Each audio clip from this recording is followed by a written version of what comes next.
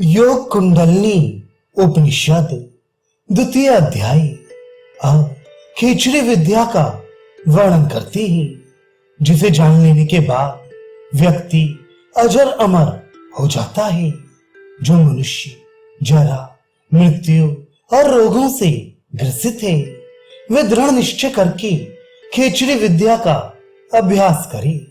बुढ़ापा, मृत्यु और रोगों का विनाश करने वाली इस खेचरी को इस पृथ्वी पर जो व्यक्ति ग्रंथों के द्वारा, उनके भावों के द्वारा जानकर अभ्यास करती हूँ, इसका ध्यान रखती हूँ, उन्हें समर्पित होकर गुरु मानकर इसकी शिक्षा ग्रहण करनी चाहिए।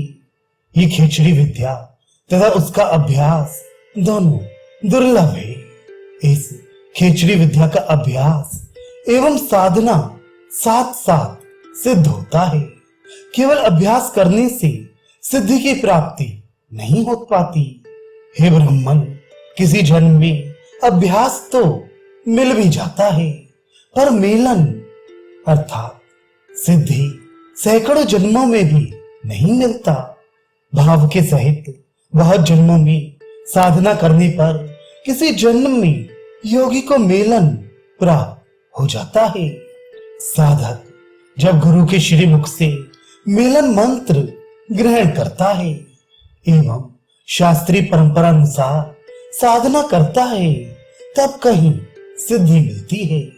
ग्रंथ के निर्देशानुसार अथवा उसके भावानुसार जब विधिवत जानकर मेलन को प्राप्त कर लेता है, तब साधक संसार सागर से मुक्त होकर शिव स्वरूप हो जाता है।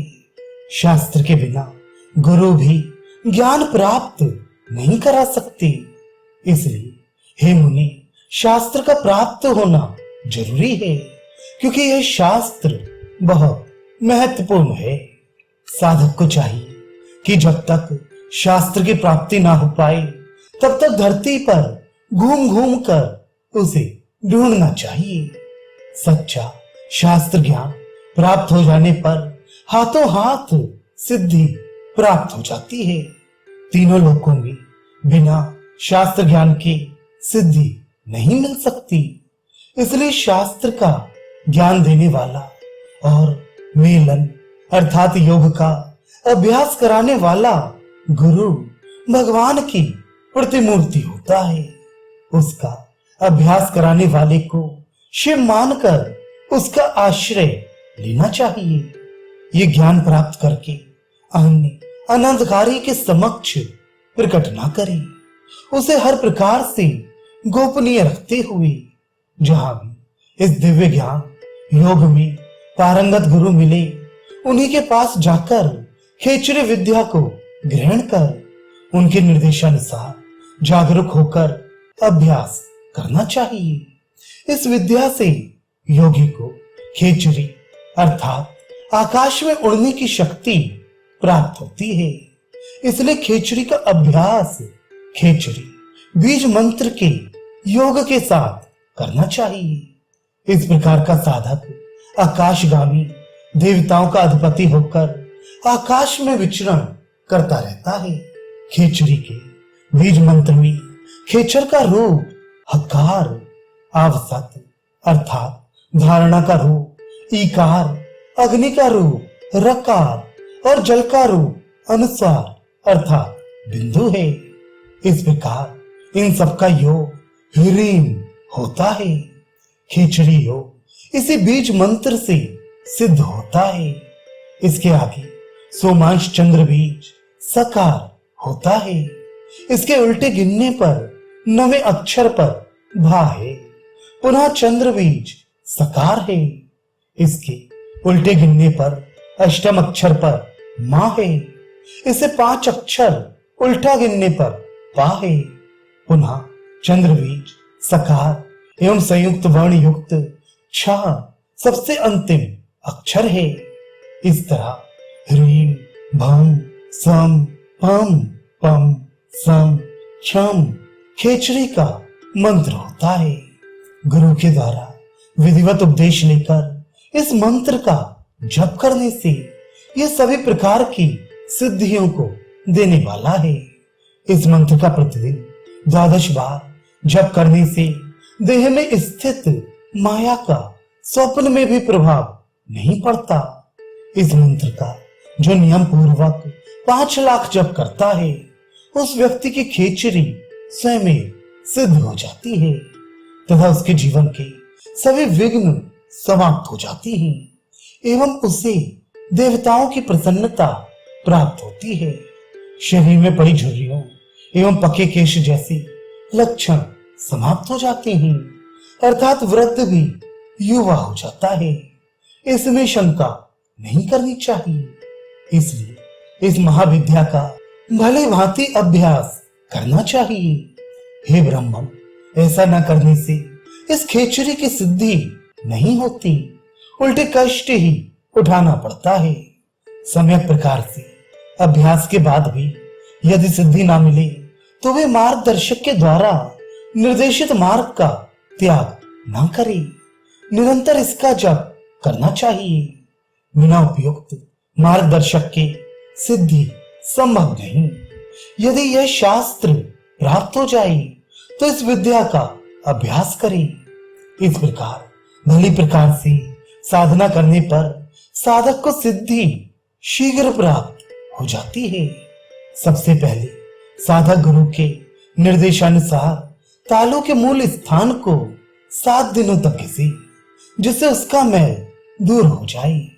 इसके बाद थूहर के पत्ते की तरह तीक्ष्ण धार युक्त किसी पवित्र औजार से जिह्वा मोड़ नीचे के जबड़े से जीभ को जोड़ने वाले तंतु को बाल के बराबर गुरु से कटाए या स्वयं काटे।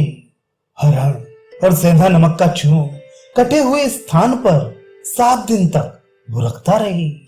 इसके बाद पुनः उसी प्रकार बाल मात्र तनिक सा काटे।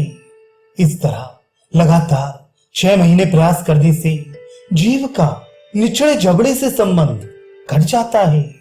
तब जिह्वा के आगे वाले हिस्से में वस्त्र लपेटकर धीरे धीरे बाहर की ओर को दोहन करना चाहिए। इस तरह नियमित रूप से अभ्यास करने पर जिह्वा बढ़कर बाहर भृकुटियों के बीच तक पहुंच जाएगी तथा और ज्यादा अभ्यास होने पर दोनों बगल कान तक पहुंचने लगेगी। बाहर निकलने पर थोड़ी तक पहुंच जाएगी। इस अभ्यास को यदि बराबर 3 वर्ष तक बनाए रखा जाए तो जिह्वा सिर के बालों तक पहुंचने लगेगी। इस प्रकार अभ्यास करते रहा जाए तो जीभ बगल में कंधे तथा एवं नीचे कंठकूप तक पहुंच जाती है।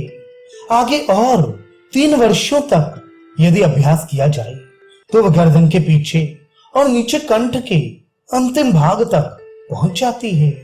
इस प्रकार जिह्वा सिर के ऊपर ब्रह्मरंध्र तक पहुंचकर उसे ढक लेगी, इसमें कोई संशय नहीं है। इस तरह क्रमशः अभ्यास करने पर जिह्वा ब्रह्मरंध्र का भेदन कर जाती है। सभी बीजाक्षरों की विधि सहित यह विद्या बहुत कठिन है। पूर्व में कहे हुए इन 6 बीजाक्षरों से कर न्यास एवं षडंग न्यास करने से ही पूरी सिद्धि मिल सकती है। यह अभ्यास बड़ी सावधानी रखते हुए धीरे धीरे क्रमशः करना चाहिए। जल्दी जल्दी किया गया अभ्यास शरीर को हानि पहुंचा सकता है, इसलिए इसके अभ्यास में जल्दी नहीं करनी चाहिए। यदि बाह्य स्थूल विधि से जिह्वा ब्रह्म विवर में प्रवेश कर जाए तो अंगुली के अग्रभाग से उठाकर उसे विवर के भीतर कर देना चाहिए।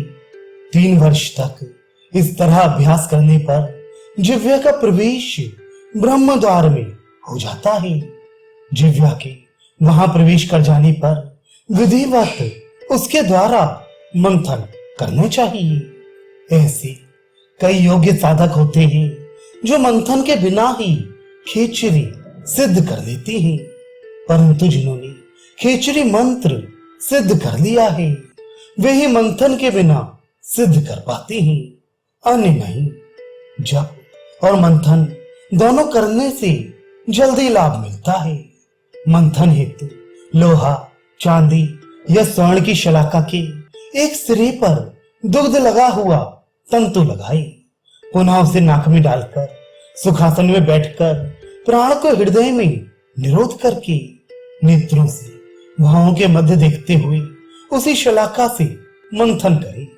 इस प्रकार 6 मास तक मंथन करने पर इसका प्रभाव दिखलाई देने लगता है। उस समय साधक की अवस्था सोते हुए बालक की तरह होती है। इस मंथन को मास में एक बार करे, नित्य ना करे। जिह्वा को भी ब्रह्मरंध्र में बार बार प्रविष्ट करे। 12 वर्ष तक इसी तरह अभ्यास करने से सिद्धि अवश्य प्राप्त होती है। अभ्यास की इस अवस्था में योगी अपने अंतर में पूरे विश्व का दर्शन कर लेता है, क्योंकि जिह्वा के ब्रह्म विवर में जाने वाले मार्ग में ही ब्रह्मांड की स्थिति है।